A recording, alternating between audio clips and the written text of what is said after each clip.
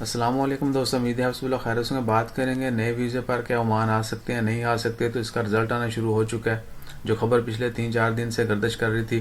اور ابھی تک عمان میں صرف ایک نیوز پیپر نے ہی کوٹ کیا، باقی نے کوٹ نہیں کی، اور نہ ہی کسی گورنمنٹ آفیشل کے ذریعے جو ہے وہ شیئر کی گئی ہے.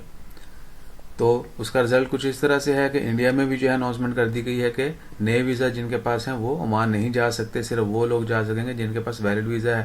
پاکستان فورن افیئر جو ہے پاکستان میں جو وزارت خارجہ انہوں نے بھی اناؤنسمنٹ کر دی ہے کہ کوئی بھی پاکستانی جس کے پاس عمان کا نیا ویزا ہے، بالکل فریش ویزا جو ہے، وہ عمان نہیں جا سکتے. بنگلہ دیش کی جانب سے ابھی تک کوئی اناؤنسمنٹ نہیں کی گئی. ہوپ فلی دے ول اناؤنس آلسو. اور باقی ممالک جو ہیں، کیونکہ اگر یہ رول ہے تو یہ سبھی کے لیے ہوگا، نہ کہ چند کنٹریز کے لیے. تو جیسے جیسے وہ بھی اناؤنس کرتے ہیں وہ بھی آپ کے ساتھ شیئر کریں گے. ادھر پھر ریپیٹ کر دیں، جن دوستوں کے پاس نیا ویزا ہے، بالکل فریش ویزا ہے، جو جن کے پاس عمان کا، وہ عمان نہیں آ سکتے.